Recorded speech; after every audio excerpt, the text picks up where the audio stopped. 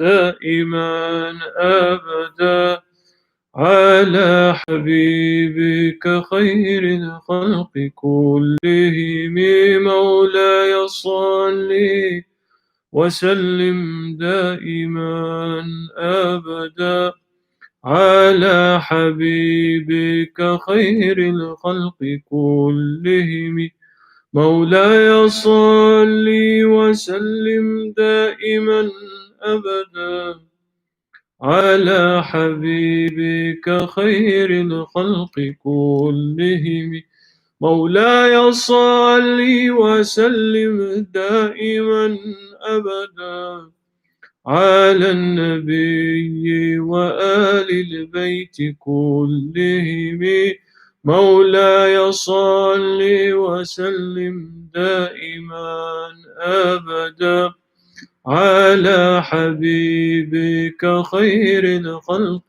كلهم مولاي صل وسلم دائما أبدا على النبي وآل البيت كلهم يا أكرم الخلق ما لي ألوذ به سواك عند حدوث الحادث العمم ولن يضيق رسول الله جاهك بي إذا الكريم تجلى باسم منتقم مولاي صل وسلم دائما أبدا على حبيبك خير الخلق كلهم مولاي صل وسلم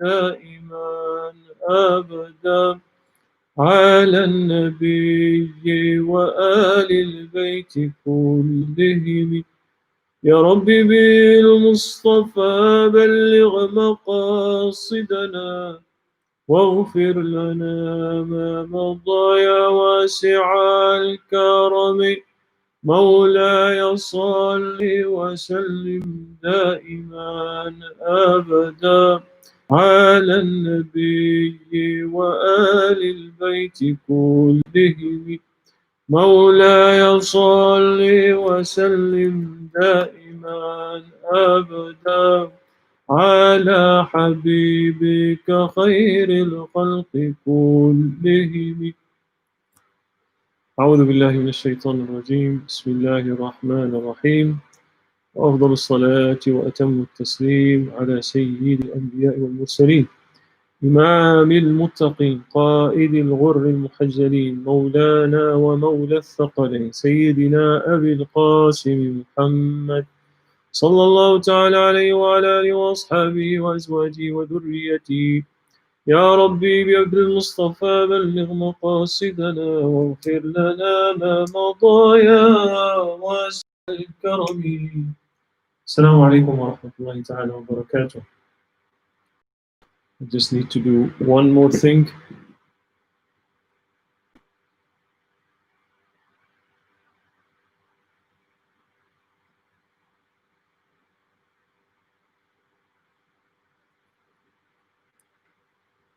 We live at, mashallah, now the age of technology, broadcasting. So Allah, good times come back, inshallah, for the sake of Sayyidna Muhammad.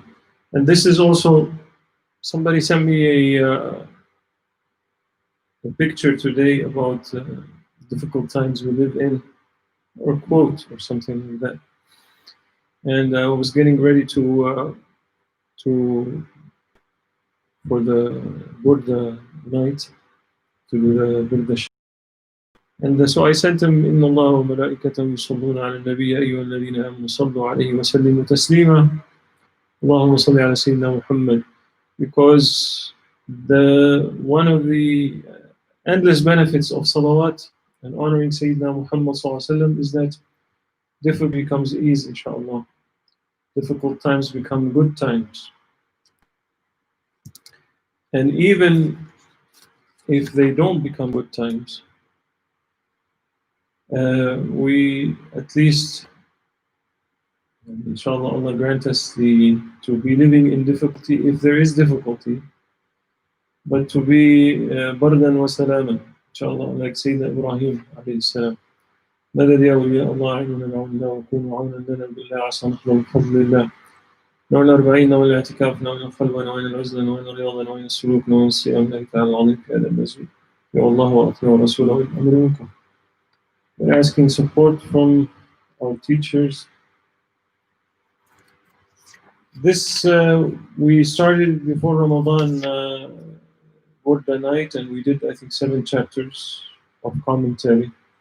Basically, we're basing this commentary on Shaykh Zakraiya Ansari, one of the big Azhar Shaykhs 100 years ago. And he wrote a comment on Qasida Burdah, the most celebrated poem in praise of Sayyidna Muhammad ﷺ, that had such tawfiq. Allah subhanahu wa ta'ala granted this poem such success, such barakah, that you go to Africa, it's recited. You go to Southeast Asia, it's recited. You go to the Middle East, of course. Even now in North America, there are Burdah nights, majalis. There is literally not one place on earth where this qasida is not recited, because it is hawiya, it is a beautiful poem that has collects so many things in one place. And it is recited for different reasons. It's recited for barakah, it's recited for spiritual attainment, it is recited for illnesses, it is recited for success. Why? Because Allah subhanahu wa ta'ala, when you praise His Habib, He sends salawat on you. And when you show love and respect for Sayyidina Muhammad sallallahu alaihi wasallam, Allah subhanahu wa ta'ala grants you your du'as and wishes, inshallah, and keeps you safe. So it is tried. Now people may say, some people object to Qasida Burdah and say that it has verses alluding to shirk, and many ulama have argued and showed them where they're mistaken, that there's no shirk in Qasida Burdah. There is no ghulu in mahabba, there's no excess, showing too much excess love and honor and the greatness of Sayyidina Muhammad. So we have done Allahumma salli ala Sayyidina Muhammad up to chapter 7 by the end of Ramadan, and then we took a little break. And I'd like to, inshallah, finish this commentary in the next 3-4 weeks. So today we are in chapter 8, في جهاد النبي صلى الله عليه وسلم. Chapter 8, Sayyidina Imam Busairi, rahimahullah, ونفعنا الله في علومه بالدارين.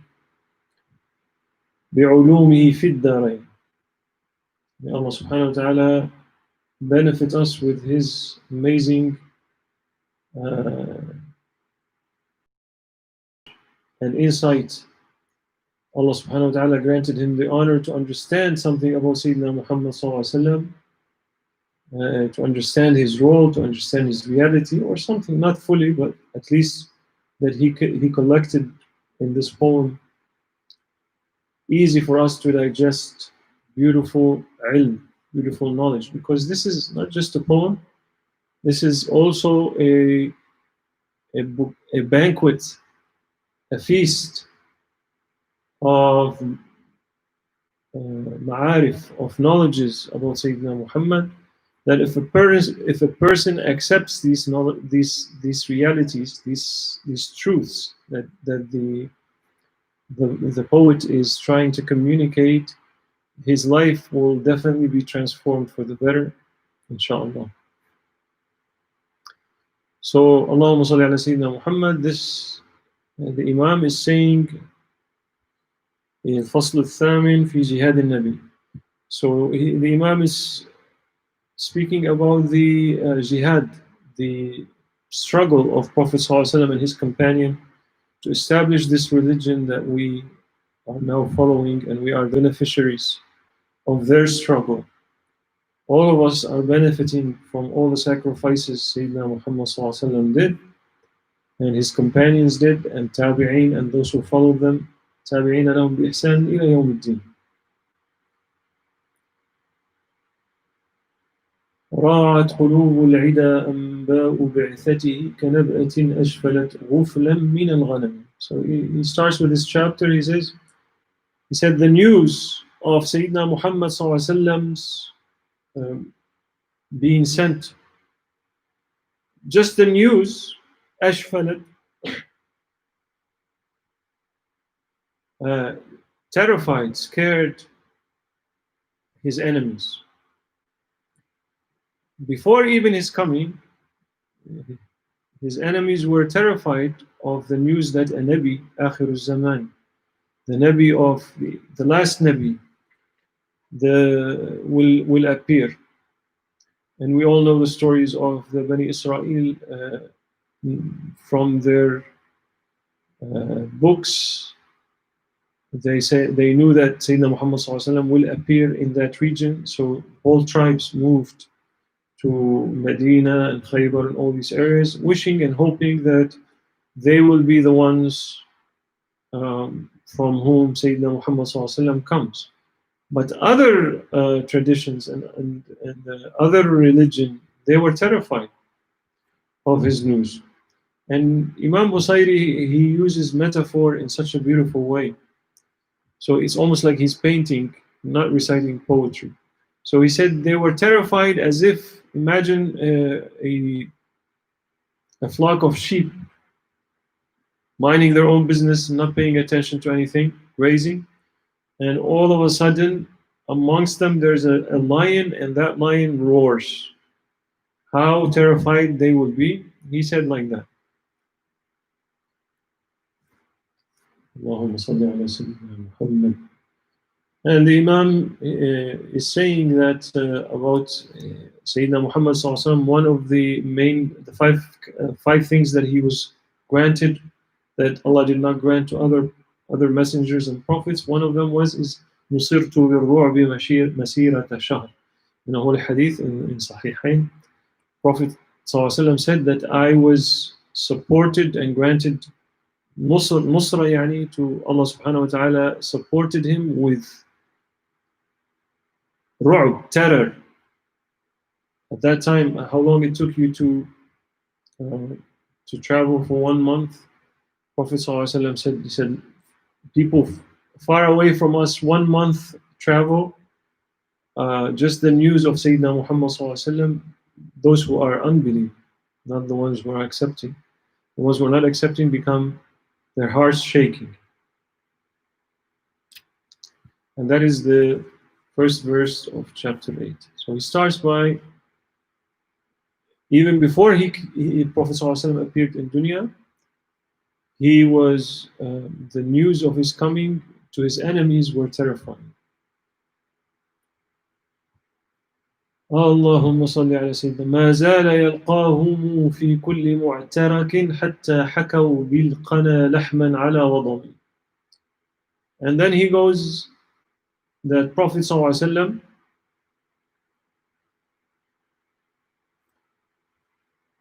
was every time he meets them in every battlefield,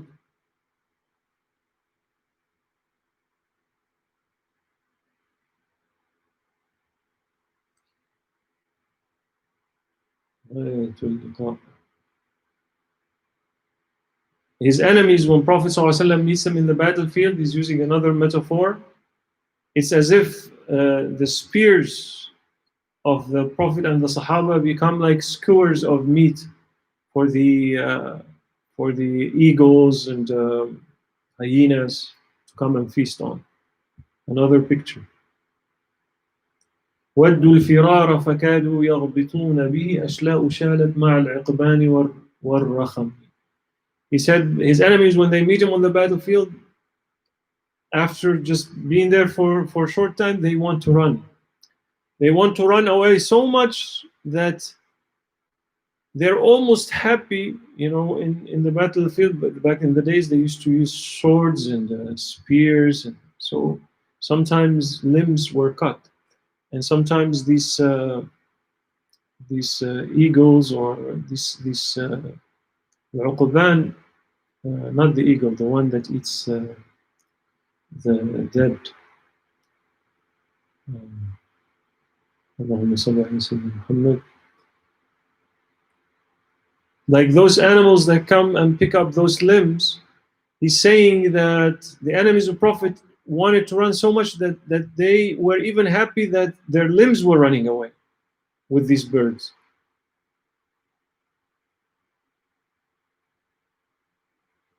تمضي الليالي ولا يدون عدتها ما لم تكن من ليالي الأشهر الحرم.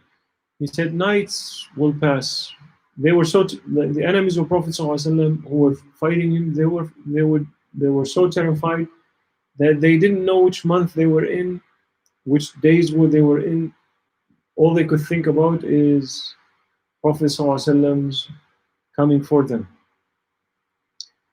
And so they didn't know the date, except if it was the Ashur al-Hurum, the 4 months Hurum, because at that time Prophet ﷺ did not fight. No one from Sayyidina Ismail's time, they didn't fight in the Ashur al-Hurum. So they knew those months because they were not afraid that Prophet ﷺ will fight them.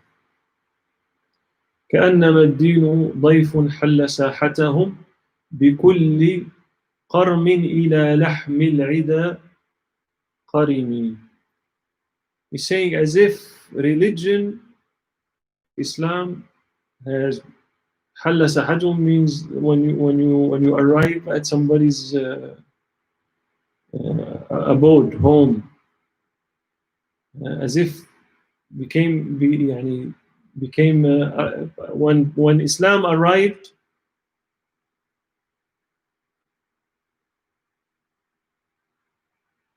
He said, when Islam arrived, كأنما الدين حل ضيف حل, as if it is a guest that arrived in their home. And بكل قرم means Sayyid. Every Sayyid from the Sahaba, every esteemed personality of the Sahaba became, because of their ghira, because of their love for Islam, they were so eager to take on these enemies that didn't accept. يجر بحر خميس فوق سابحة يرمي بموج من الأبطال ملتطم.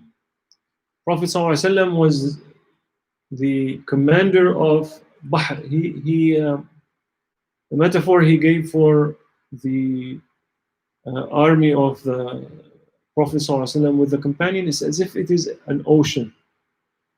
Bahra Khamis. The army used to also, one of the names of the army is called Khamis, because you have, Khamis means based on the number 5, because you have Muqaddima, you have in the army usually you have it's made into 5 sections. The front, Allahumma salli ala Sayyidina Muhammad. يجر بحر خميس, you have the front, you have the maymana, you have the maysara,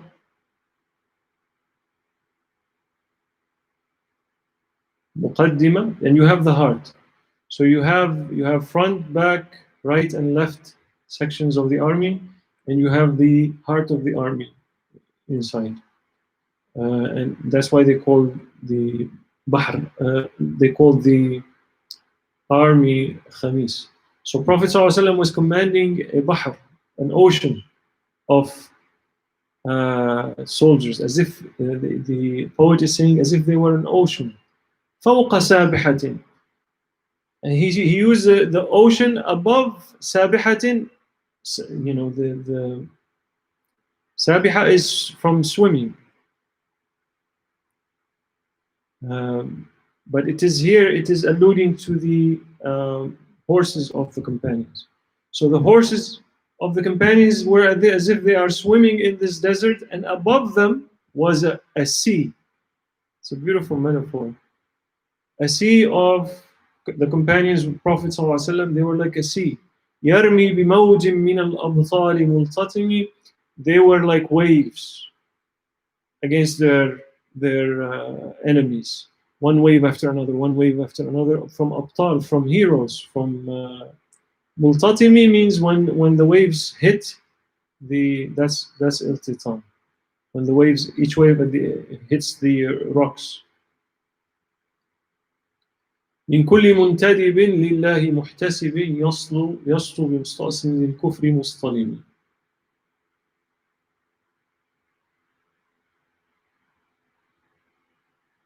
He said, from those in the army is made up من كل منتدب, from the companions who are only there for Allah's sake. يسطو بمستأصل للكفر مصطلم. He say basically those companions that were there only for Allah's sake, using their weapons to completely remove from the enemies of Islam. Isti'sal is to remove something completely. حتى غدت ملة الإسلام وهي بهم من بعد غربتها موصولة الرحم. Until ملة الإسلام. So when Islam arrived, it was like an orphan. Prophet ﷺ was approaching all the people, and very few were accepting. Majority of people were showing enmity, until with the Sahaba, as they increased. Mawsulat al-Rahimi means it no longer became an orphan, it became Mawsulat al-Rahimi. It has many family relations, basically. He's talking about Islam.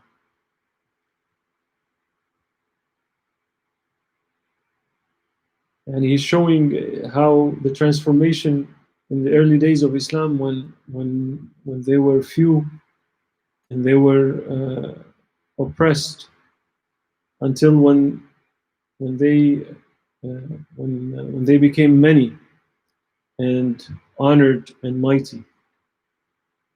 مكفولة أبدا منهم بخير أب وخير بعل فلم تيتم ولم تئم.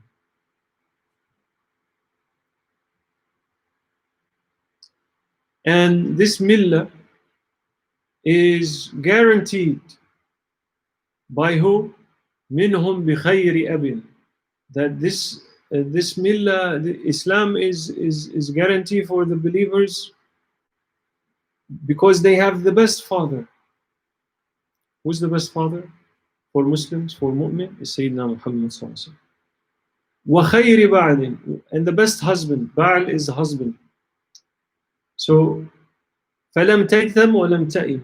So never after Prophet sallallahu alaihi wasallam, this millah, Islam, became a yatim, became an orphan. Or another metaphor he used, as if a woman whose husband died. Ta'imi means that woman whose husband died. It says never after that this millah experienced that.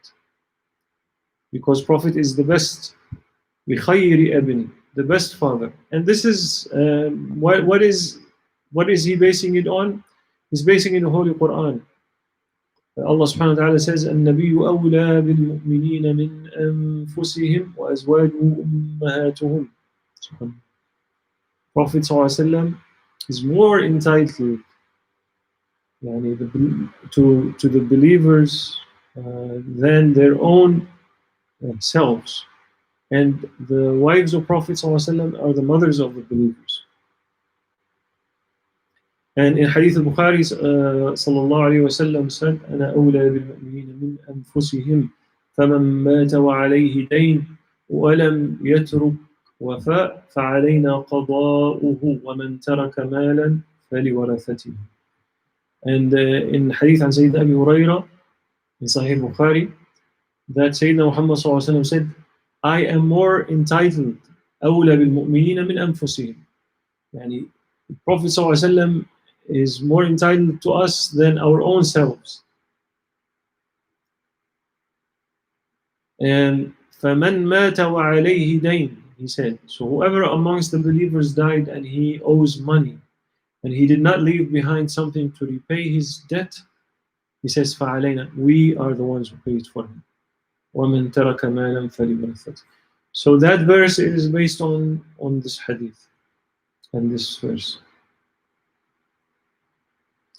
هم الجبال فسل عنهم مصادمهم ماذا رأى منهم في كل مصطدم. They, Prophet Imam Busairi, saying that the Sahaba are like mountains in terms of their firmness and patience in war. فَسَلْ عَنْهُمْ مُصَادِمٌ. Ask those who experience fighting them, those who have fought them once, ask them how they were. He's not ask them, but he's saying ماذا رأى منهم في كل مصطدم. He said, ask those who fought them what they saw from them every time they met on the battlefield. وسل حنينا وسل بدرا وسل أحدا فصول حتف لهم أدهى من الوخم. And he said, and ask Hunayn, these are battlefields. Hunayn is a wadi. It is a valley between Mecca and Ta'if. And this is after the Fath of Mecca. There was a battle of Hunayn, a great battle that happened there. And Badr, everybody knows Badr. وسل أحدا. So he's saying, ask these battlefields. فصول حتف لهم أدهى من الوخم. Chapters. يعني the companions wrote chapters about all kinds of ways that the kuffar perished at their hands.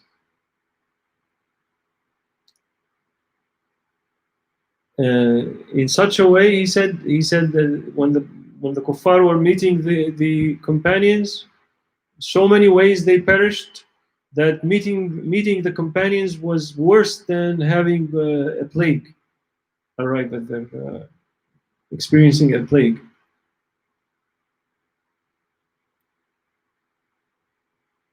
المصدر البيض حمرا بعدما وردت من العدا كل مسود من اللهم. Al-Musdiri is saying the unsheathed swords. They're shining white after they collected the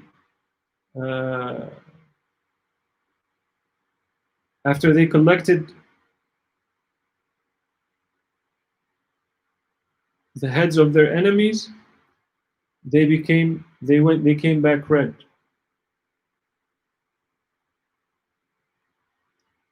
اللهم صل على سيدنا محمد والكاتبين بسمر الخط ما تركت أقلامهم حرف جسم غير منعجم. And he uses another beautiful metaphor. It says, it's as if they were writing, as if their swords or their spears were pens, the companions. And perfectly they wrote, and as if their battling the enemies was as if they were writing, and that their pens did not leave a letter from the bodies of their enemies, that it did not touch. شاك السلاح لهم سيما تميزهم والورد يمتاز بالسيما من السلم. And he's saying that شاك السلاح لهم سيما تميزهم, said the sharpness of their weapons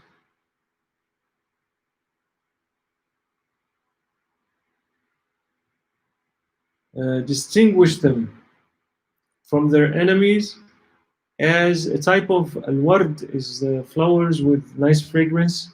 There's a tree called salam, and that tree, Allahumma salli ala Sayyidina Muhammad, that tree has beautiful flowers, but he's saying they're just but it doesn't have any smell, and it's not as beautiful as the regular flowers. So he's saying the distinction between the companions and their enemies is like the distinction between real flowers and the flowers of salam. Right. تهدي إليك رياح النصر نشرهم فتحسب الزهر في الأكمام كل كم. Said the news of their victories, the were dispersed by the winds of victories.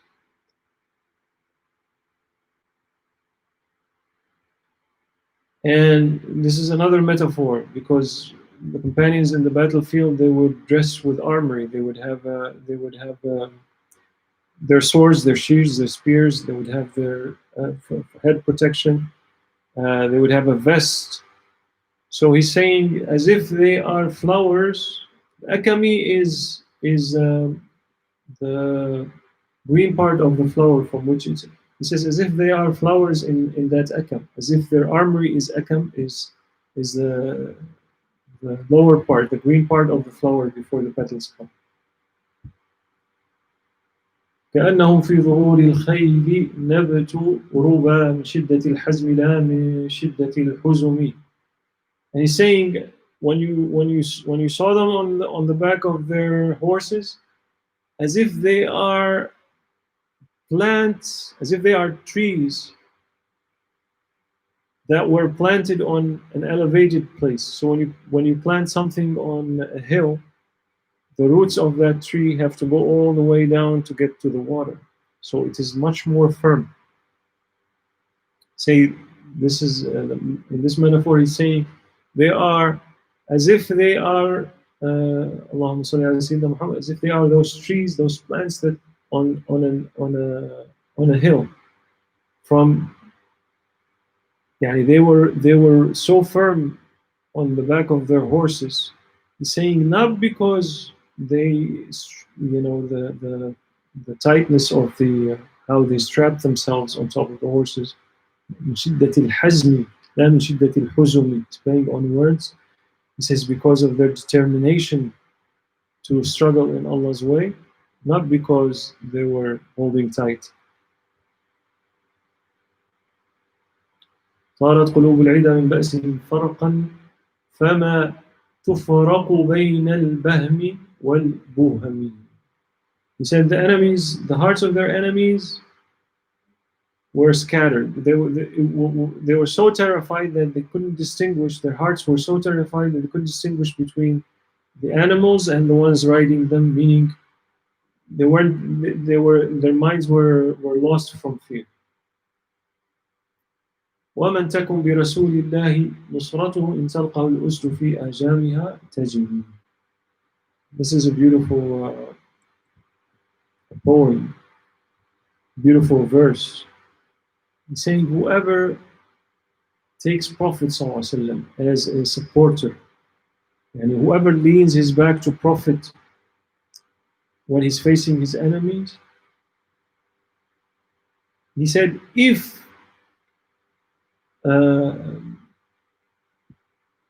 lions meet him, if lions come across that one whose Prophet is supporting, who's leaning on Prophets for support, ﷺ, Tajimi, the lions are very careful around that person. They're afraid of that person. The lions become afraid of a person who Prophet ﷺ is his supporter. وَلَنْ تَرَى مِنْ وَلِيٍّ غَيْرِ مُنْتَصِرٍ بِهِ وَلَا مِنْ عَدُوٍّ غَيْرِ مُنْقَصِرٍ. You will never see, Allahumma salli ala Sayyidina Muhammad, you will never see anyone who is a wali of Prophet ﷺ, who loves Prophet ﷺ, who supports Prophet, who takes Prophet as support. You will never see that one except victorious. And you will never see an enemy to Prophet, no matter how long. I mean, we're not talking, this is, but he's saying that anyone who takes Prophet as an enemy, they're destined to be defeated. They're destined to fail in their devices and their plans. And anyone who takes him as a supporter will be winning. أحل أمته في حرز ملته كالليث حل مع الأشباح في أجامي. Allah, Allah, Allah.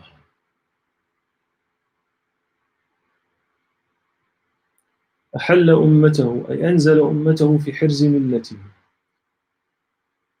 So he put his ummah under the protection of being connected to him, his millah.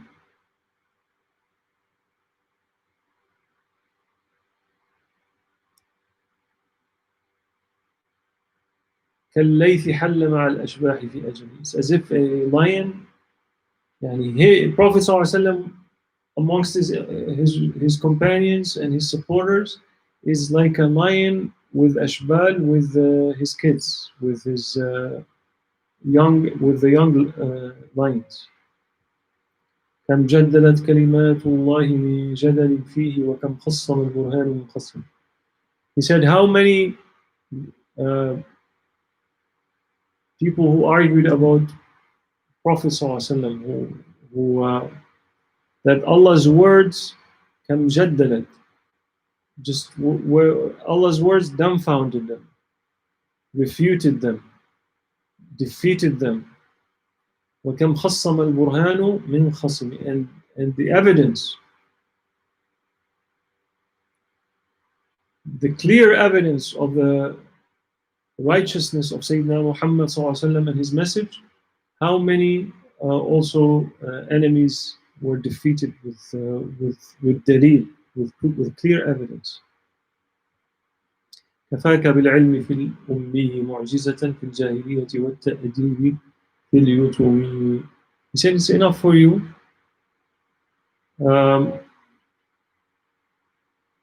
it is enough for you miracle to know that Sayyidina Muhammad, who is Ummi, in Jahiliyyah وَالتَّأْدِيبِ فِي الْيُتُوبِ. He said that it's enough for you to know that all this magnificent knowledge that came, all this khair, all this barakah, all this goodness, all this ulum, where did it come? It is enough miracle where that Sayyidina Muhammad ﷺ is the one who received it all, who is known as al-Ummi.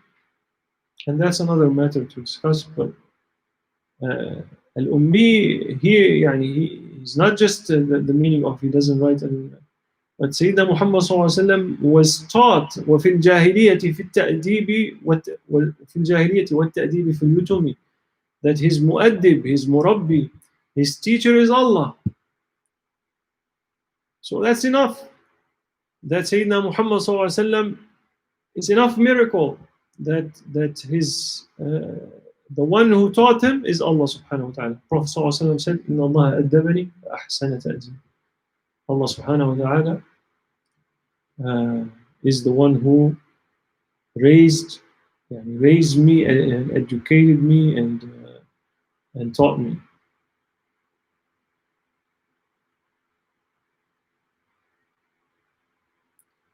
And that concludes the 8th chapter. Inshallah, next Saturday, if Allah gives us life and tawfiq, we will do chapter 9. My intention was to recite the entire Burdah today, but I went outside to do some yard work and came in with a runny nose. So we'll try. Let's see, inshallah.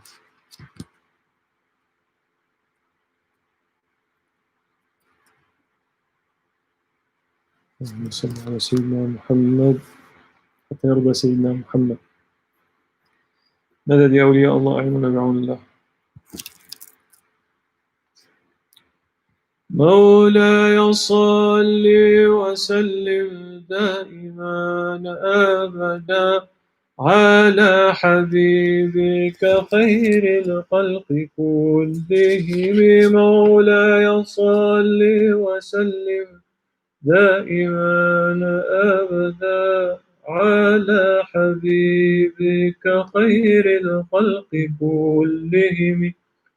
أمن تذكر جيران بذي السلم ما زجت دمعا جرى من مقلة بدم. أم هبت الريح من تلقاء كاظمة وأومض البرق في الظلماء من إعظم. مولاي صل وسلم دائما أبدا على حبيبك خير الخلق كلهم. فما لعينيك إن قلت اكففا همتا وما لقلبك إن قلت استفيق يهمي. أيحسب الصبو أن الحب منكتم ما بين منسجم منه ومضطرم. لولا الهوى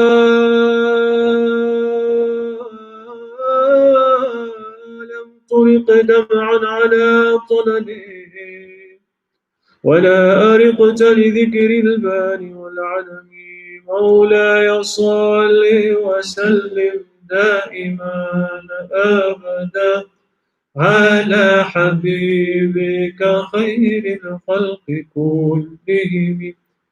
فكيف تنكر حبا بعدما شهدت به عليك عدول الدمع والسقم وأثبت الوجد خطي عبرة وضنا مثل البهار على خديك والعلم. نعم سرى طيف من أهوى فرقني والحب يعترض اللذات بالألم. يا لائمي في الهوى العذر معذرتان مني إليك ولو أنصفت لم تلمي. مولاي صل وسلم دائما أبدا على حبيبك خير الخلق كلهم. عدتك حالي لا سري بمستتر عن الوشاة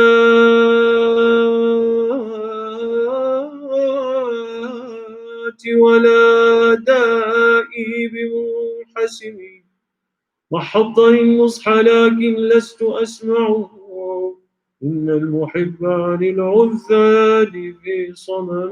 مولاي صل وسلم دائما أبدا على حبيبك خير الخلق كلهم. إني اتهمت نصيح الشيب في عذر والشيب أبعد في نصح عن التهم. مولاي صل وسلم دائما أبدا على حبيبك خير الخلق كلهم.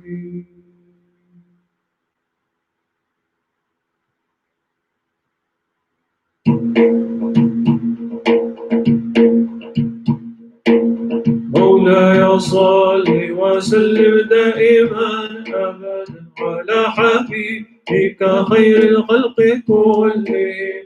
مولاي صل وسلم دائما أبدا على حبيبك خير الخلق كلهم. فإن أمارتي بالسوء ما اتعظ بجالها بنذير الشيب والأرام ولا أعادت من الفعل الجميل قير ضيف الآلام برأسي غير محتشم. مولاي صل وسلم دائما على حبيبك خير الخلق كلهم. لو كنت أعلم أني ما أوقر كتمت سرا بدا لي منه بالكتم.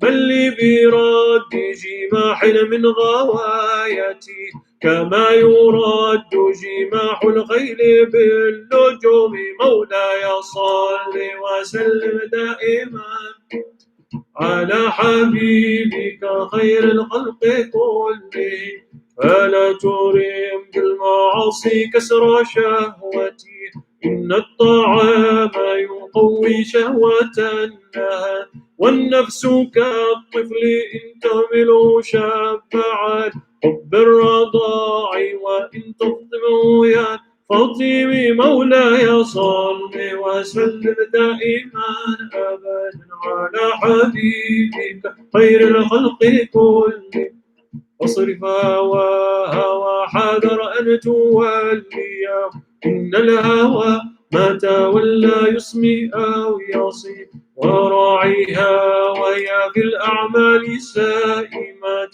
وإن هي استحلت المرعى فلا تسيء مولاي صل وسلم دائما على حبيبك خير الخلق كلهم كما حسنت لذة للمرء قاتلة من حيث لم يدري أن السم في الدسم واخشى الدسم في سام جوع ومن شباع فربما خمصة شر من تخام مولاي صل وسلم دائما أبدا على حبيبك خير الخلق كلهم واستفرغ الدمع من عين قد امتلأ من المحارم والزم حمية الندم وخالف النفس والشيطان وعصيه وإنهما محضاك المصحف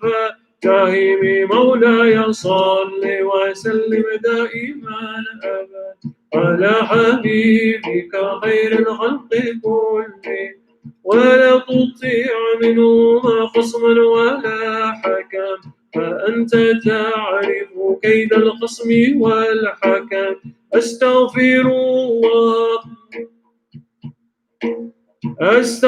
الله من قول بلا عمل وقد نسبت به نسلا بذي عقومي مولاي صل وسلم دائما أبدا على حبيبك خير الخلق كلهم أمرتك الخير لكن ما أتمرت به وما استقامت فما قولي لك استقيم ولا تزودت قبل الموت نافلة ولم أوصل بسوى فرض ولم أصومي مولاي صل وسلم دائما أبدا على حبيبك خير الخلق كلهم مولاي صل وسلم دائما أبدا على حبيبك خير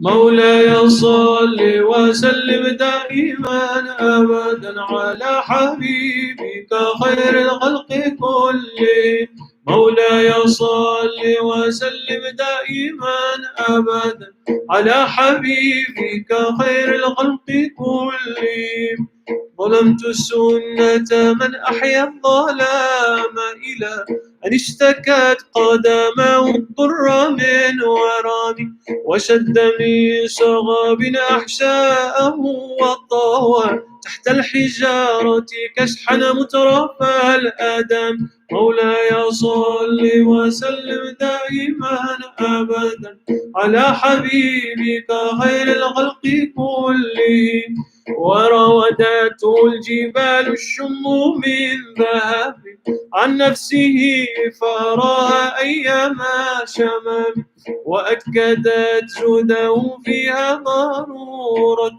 إن الضرورة لا تعدو على العصام مولاي صل وسلم دائما أبدا على حبيبك خير الخلق كلهم وكيف تدعو إلى الدنيا ضرورة من لولاه لم تخرج الدنيا من العدم محمد سيد الكونين والثقلين والفريقين من عرب ومن عدم نبينا الأمير النهي فلا أحد أمر في قولنا منه ولا نعم الإمام مولاي صل وسلم دائما أبدا على حبيبك خير الخلق كلهم والحبيب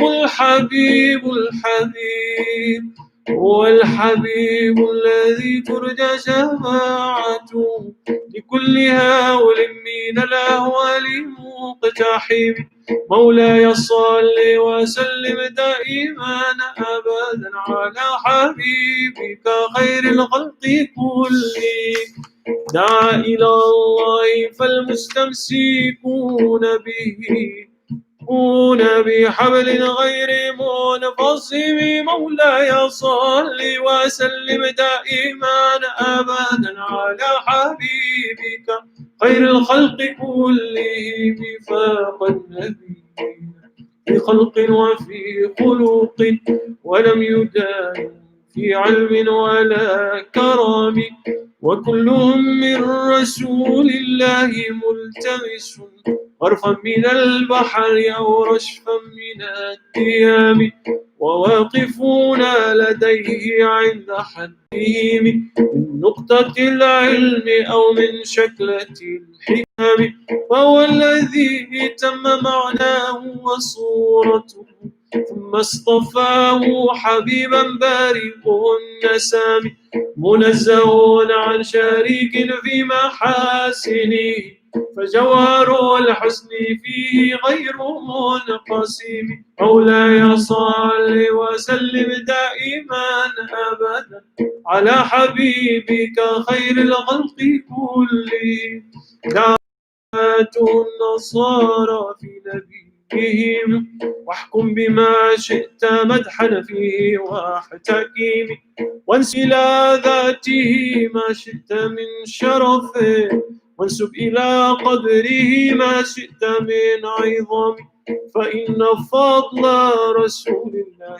ليس له حد فيعرب عنه ناطق بفم لو نسبت قدر آياته عظما أحيا اسمه حين يدعى دارس الرمام لم يمتحنا بما تعي العقول به حرصا علينا فلم نرتب ولم نهيم مولاي صل وسلم دائما حبيبك خير الخلق كلهم عيا الورى فهم معناه فليس يرى القرب والبعد فيه غير منفحم كالشمس تظهر للعينين من بعد صغيرة وتكل الطرف من أمام وكيف يدرك في الدنيا حقيقته قوم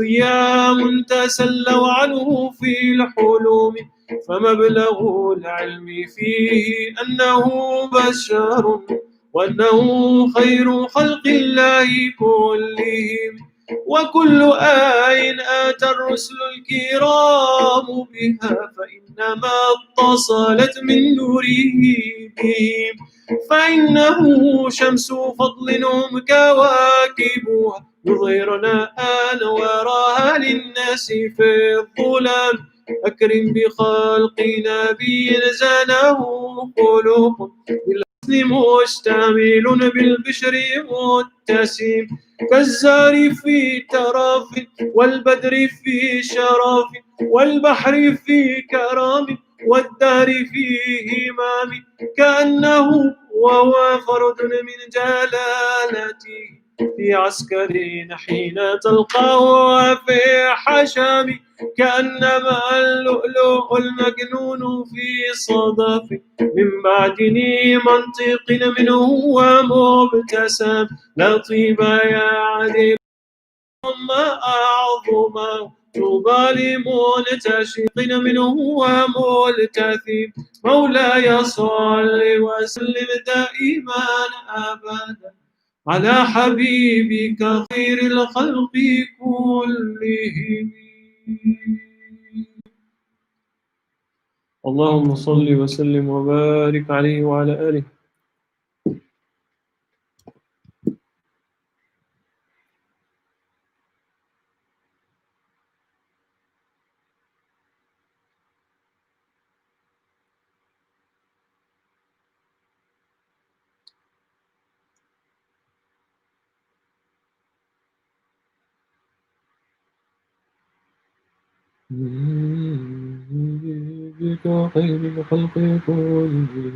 Try something else.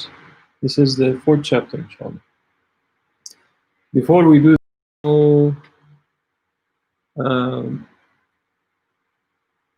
Allahumma salli ala Sayyidina Muhammad. Instagram, they have a limit of 1 hour, so I'm going to shut the broadcast and restart it again, inshallah. There's a few people. Allahumma salli ala Sayyidina Muhammad.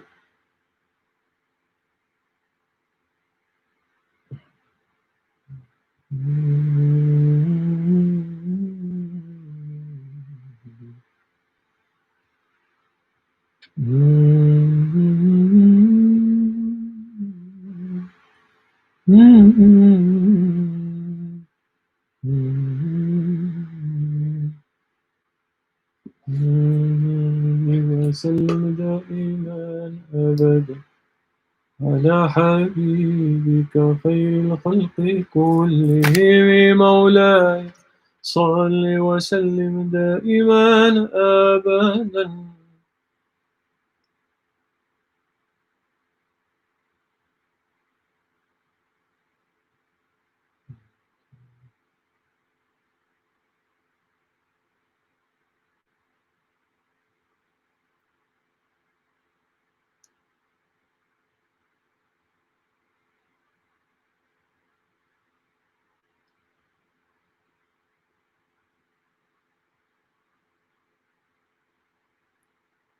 Allah Allah.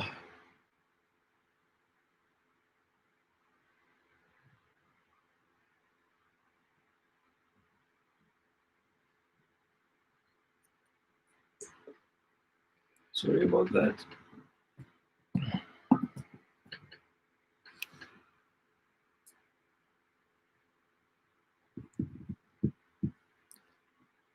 مولاي صل وسلم دائما أبدا على حبيبك خير الخلق كل. مولاي صل دائما أبدا وسلم دائما أبدا على حبيبك خير الخلق كلهم. مولاي صل وسلم دائما أبدا على حبيبك خير الخلق كلهم. مولاي صل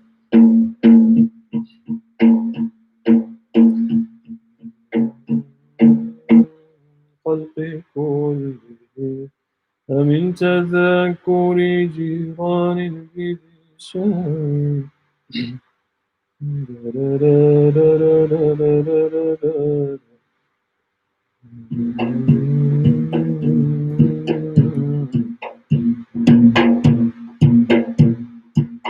مولاي صل وسلم دائما أبدا على حبيبك خير الخلق كلهم.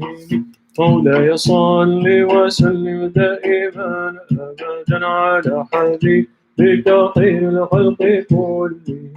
أبانا مولد طلع سري يطيب مبتدئ منه ومختتم. صل وسلم دائما أبدا على حبيبك خير الخلق كلهم. يوم تفرس فيه الفرس أنهم قد أنذروا بحلول البأس والنقام.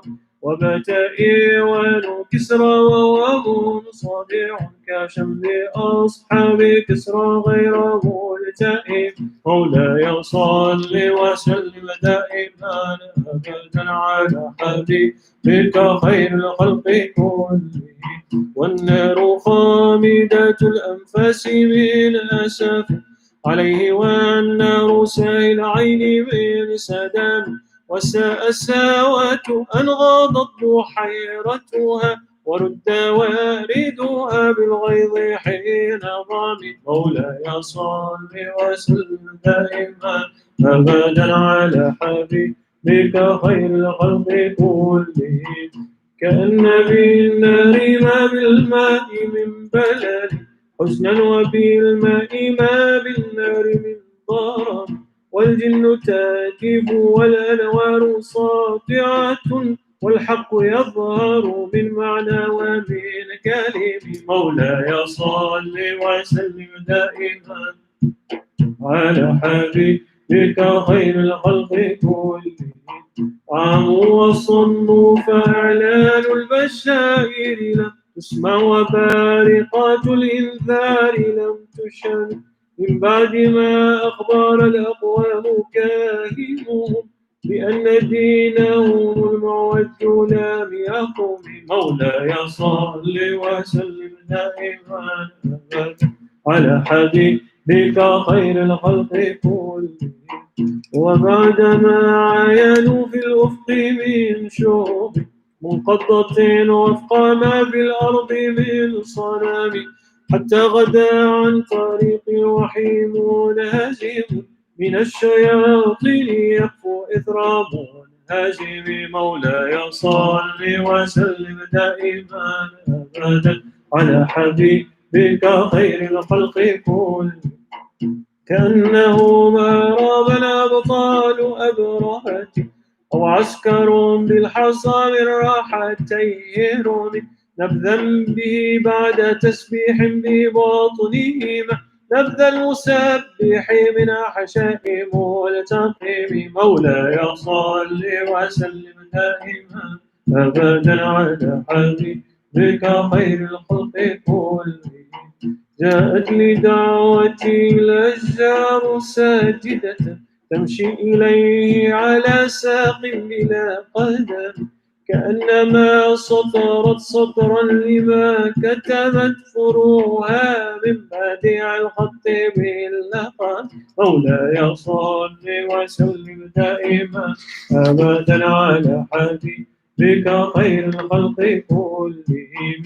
مولاي صل وسلم دائما أبدا على حبيبك خير الخلق كلهم مثل الغمامة النسر سائرة تطيح الرواطيس للأثير حامي أقسمت بالقمر المنشق إن له من قلبه نسبة وبرورة القسام وما حوى الغار من خير ومن كرم وكل طرف من الكفار عنه عامي والصدق في الغار والصديق لم يرد وهم يقولون ما بالغار من هرم مولاي صل وسلم دائما أبدا على حبيبك خير الخلق كلهم ظن الحمامة وظن العنكبوت على خير البرية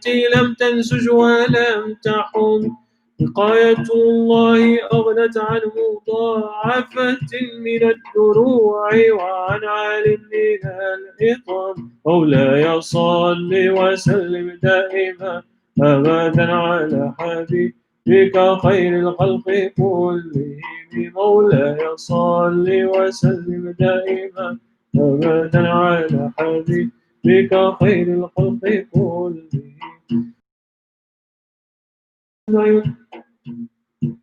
ما سامني الدار ضيما واستأجرت به إلا ونلت جوارا منه لم يطم ولا التمست غنى الدارين من يدي إلا استلمت الندى من غير مستري. مولاي صل وسلم دائما أبدا على حبيبك خير الخلق كلهم. لا تنكر الوحي من رؤياه إن له قلبا متى نامت العينان لم ينام، وذاك حين بلوغ من نبوته فليس ينكر في حال محتل. مولاي صل وسلم دائما أبدا على حبيبك خير الخلق كلهم. مولاي صل وسلم دائما أبدا على حبيبك خير الخلق كلهم. لا يصلي وسلم دائما أبدا على حبيبك خير الخلق كلهم. بارك الله ما وحي بمكتسب ولا نبي على غيب بمتهم، كما برأت وصيبا باللمس راحته وأطلقت أريبا من ربقة الأمام.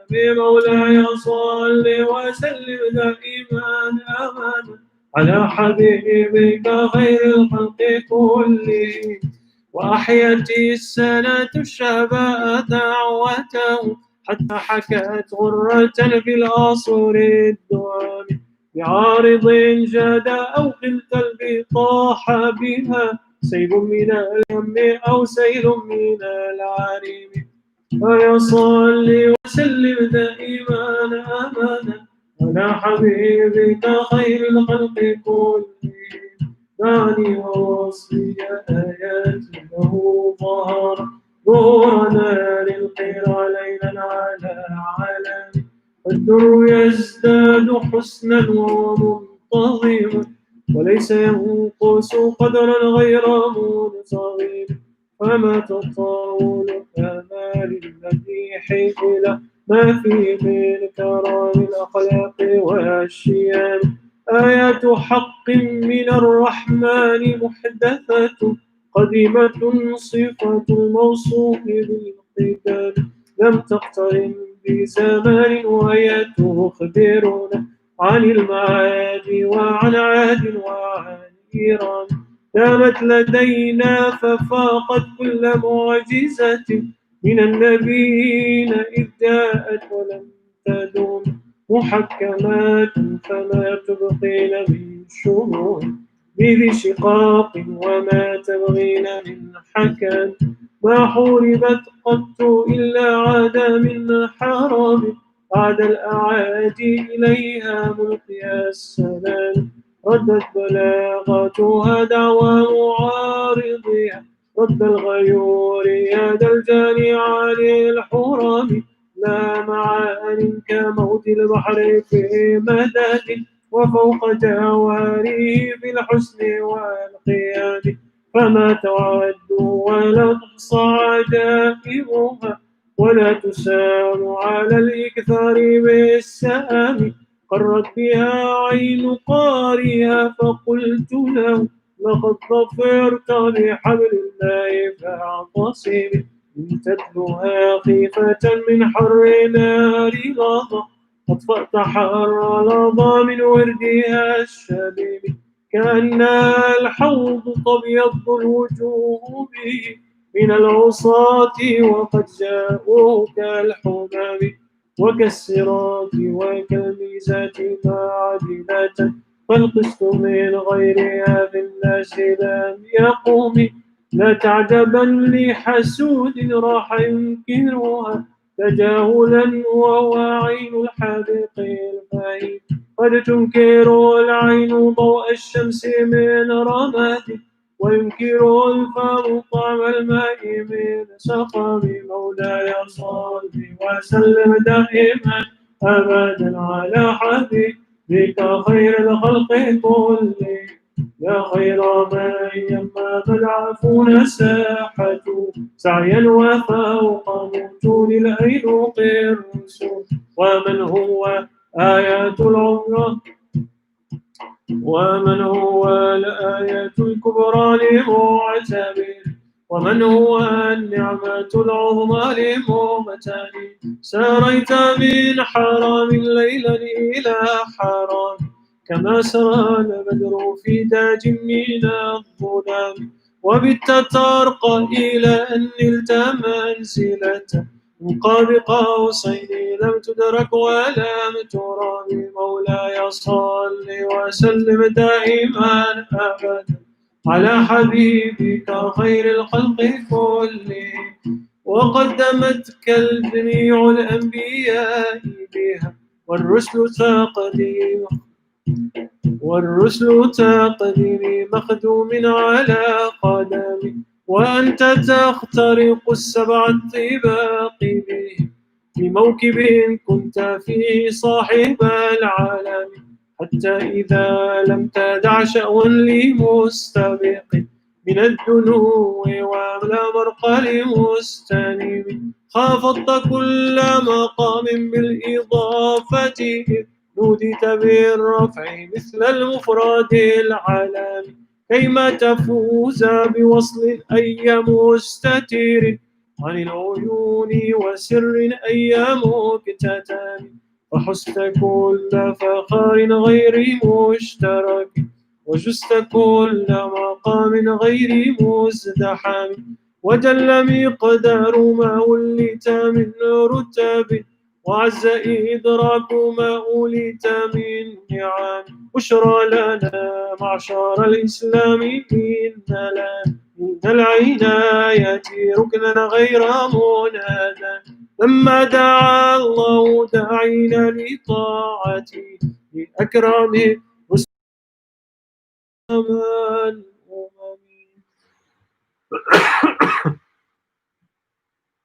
اللهم صل على سيدنا محمد. Excuse me a bit. My voice is a bit tired. You can probably hear it when I talk.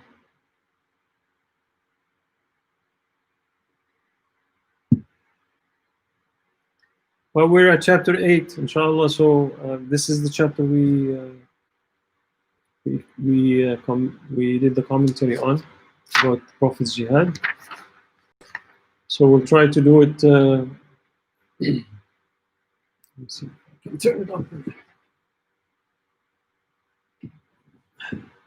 I don't have to strain.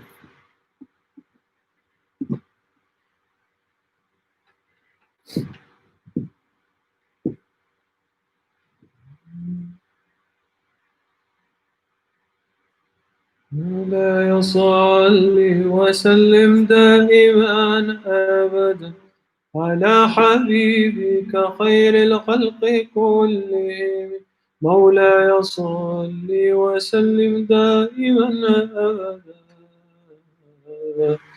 على النبي وآل البيت كلهم رأت قلوب العدا أنباء بعثته كنبأة أشفلت غفلا من الغنم ما زال يلقاهم في كل معترك حتى حكوا بالقنا لحما على وضم ودوا الفرار فكادوا يحيطون به أشلاء شالت مع العقبان والرخم ثم الليالي ولا يدرون عدتها ما لم تكن من ليالي الأشهر الحرم كأنما الدين ضيف حل ساحتهم بكل قرم إلى لحم العدا قريب يجر بحر خميس فوق سابحة يرمي بموج من الأبطال ملتصم من كل منتدب لله محتسب يسطو بمستأصل للكفر مصطنم حتى غدت ملة الإسلام وهي بهم من بعد غربتها موصولة الرحم مكفولة أبدا منهم بخير أب وخير بعل فلم تيتم ولم تئم هم الجبال فسل عنهم مصادمهم ماذا رأى منهم في كل مصطدم وسل حنين وسل بدرا وسل أحدا فصول حتف لهم أدى من الوخر المصدر البيض حمرا بعدما ورد من العدا كل مسود من اللمم والكاتبين بسمر الخط ما تركت أقلامهم حرف جسم غير منعجم شاك السلاح لهم سيما تميز والورد يمتاز بالسيما عن السلم تهدي إليه كرياح النصر نشرهم وتحسب الزهر في الأكمام كل كمين كأنهم في ظهور الخيل نبت ربا من شدة الحزن لا من شدة الحزن طارت قلوب العدا من بأسهم فرقا فما تفرق بين البهم والبهم ومن تكن برسول الله نصرته إن تلقه الأسد في آدامها تهجمي ولن ترى من ولي غير منتصر به ولا من عدو غير منقسم وحل أمته في حرز ملته كالليث حل مع الأشبال في أجم كم جدلت كلمات الله من جدل فيه وكم خصم البرهان من خصم كفاك بالعلم في الأمي معاجزة في الجاهلية والتأديب في اليتم مولاي صل وسلم دائما أبدا على حبيبك خير الخلق كلهم مولاي صل وسلم دائما أبدا على حبيبك خير الخلق كلهم. فصل التاسع. This is the ninth chapter, inshallah. The one, inshallah, we're intending to do next Saturday. We'll do the 10th chapter also. The following Saturday. So 2 more Saturdays and we will conclude the commentary section. But inshallah, the intention is to continue with recitation maybe twice a month or once a month of the entire Burdah, simply because it is one of the qurubat, it is the ways to seek nearness to Allah subhanahu wa ta'ala, to praise Sayyidna Muhammad sallallahu alaihi wasallam. And if you sit to think of all these things that the poet has written, there's no way we can come up with it. So it's made easy for us to recite. I just inshallah hope and intend that this Corona thing is done with, and we can actually have a Buddha night, a proper one, with a bunch of people reciting together. It's not easy to, especially after speaking for 40 minutes, then to recite verse and chorus continuously. Especially, I haven't been using my voice much. Alhamdulillah. It's a cheap price to pay. My vocal cords. It's okay.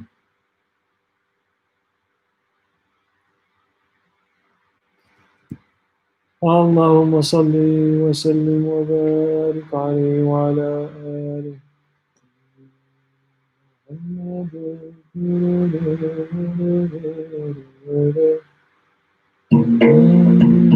أشرف الأعراب والعجم محمد خير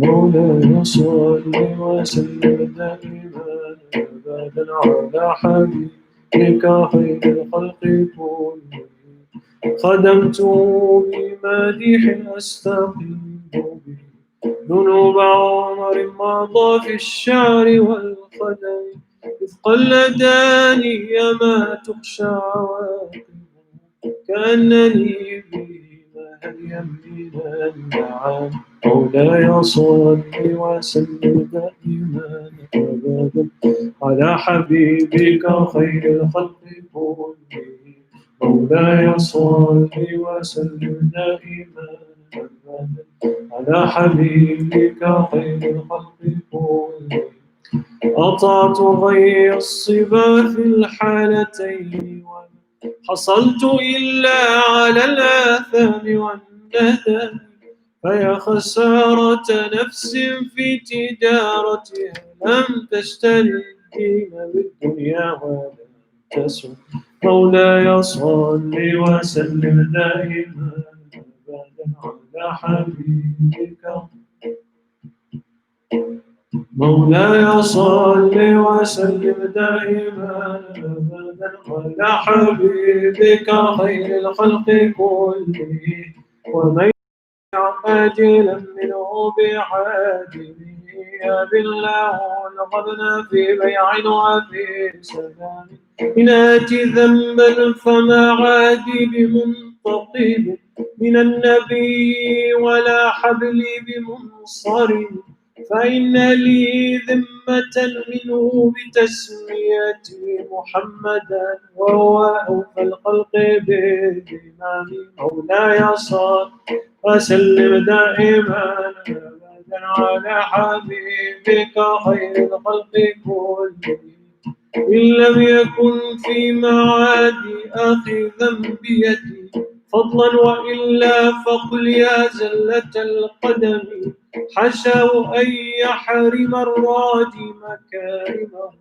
أو يرجع الجار منه غير محترم ومذ ألزمت أفكاري مدائحا وجدته لخلاصي خير ملتزم ولن يفوت الغنى منه يدا تربا إن الحياة ينبت الأزهار في الأكام ولم أريد زارة الدنيا التي اقتطفت يد زهير بما أثنى عليه مولاي صل وسلم دائما أبدا على حبيبك خير الخلق يا أكرم الخلق ما لمن ألوذ به سواك عند حلول الحادث العمى مولاي صل وسلم دائما أبدا على حبيبك خير الخلق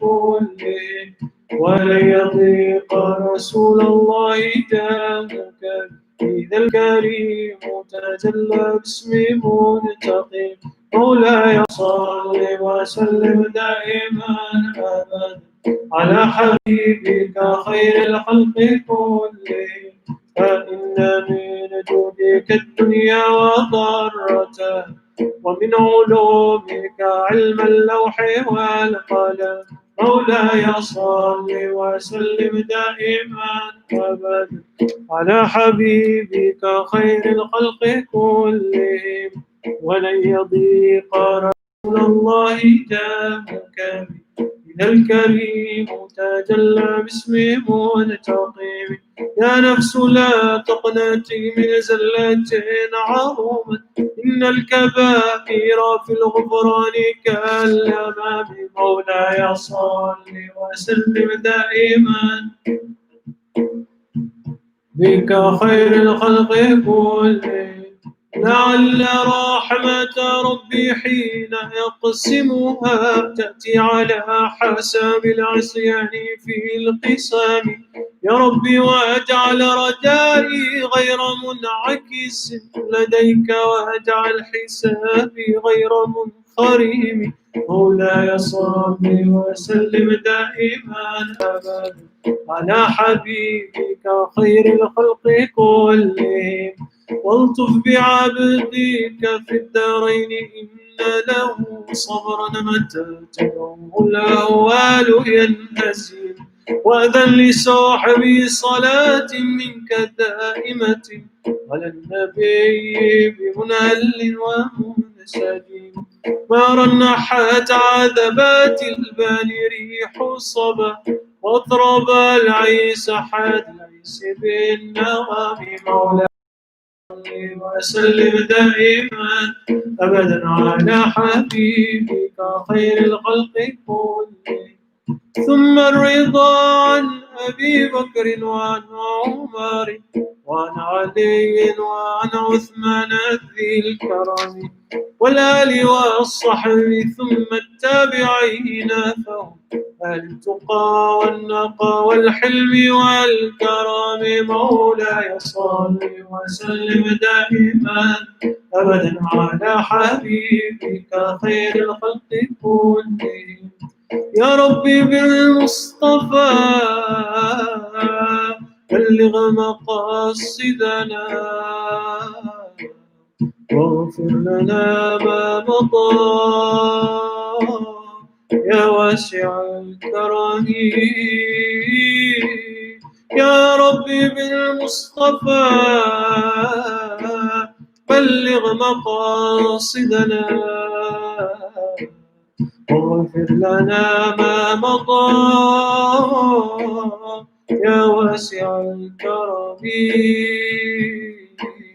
مولاي صل وسلم دائما أبدا على حبيبك خير الخلق كلهم واغفر إلهي لكل المسلمين واغفر إلهي لكل المسلمين يتلو في المسجد الأقصى وفي الحرم مولاي صل وسلم دائما أبدا على حبيبك خير الخلق كلهم بجاه من بيته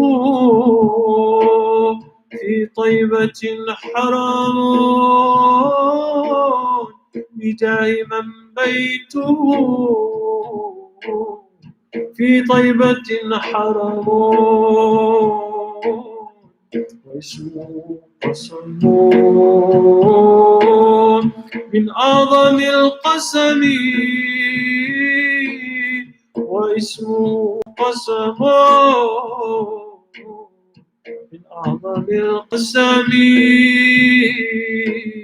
مولاي صل وسلم دائما أبدا على حبيبك خير الخلق كلهم وهذه بردة المختار قد ختمت والحمد لله في بدء وفي ختم أبياتها قد آتت 60 مع 100 فرج بها كربنا يا واسع الكرم فرج بها كربنا يا واسع الكرم اشفي بها المرضى يا واسع الكرم استر بها عيبنا يا واسع الكرم فرج بها كربنا يا واسع الكرم فرج بها كربنا يا واسع الكرم مولاي صل وسلم دائما أبدا على النبي وآل البيت كلهم الحمد لله والصلاة والسلام على سيدي رسول الله وعلى آله وصحبه ومن والاه. يا الله بجاه حبيبك مصطفى نبيك المرتضى فاعلم ذنبا إنك غفرته وضالا إني هديته ولا عزيزا إنك هديته ولا حاجة من حوائج الدنيا والآخرة إلا قضيتها ويسرت يا رب العالمين تبنا ورجعنا إلى الله من جميع اشفي بها مرضانا واغفر بها ذنوبنا واستر بها عيوبنا وكفر بها سيئاتنا وارزقنا بها حلالا طيبا ترضى يا رب العزة والعظمة والجلال اجعلنا من أحباب المحبين اجعلنا خالصين مخلصين يا رب لا تجعلنا مع المنافقين يا الله تبنا ورجعنا إليك لا منا منك إلا إليك ولا منا ظاهر بين يديك يا الله صل على anyone who is listening is going to listen, inshallah, for the sake of the love of Prophet ﷺ to grant them whatever their heart is desiring, if it is good for them. Allah يتوفيق بحرمة الفاتحة.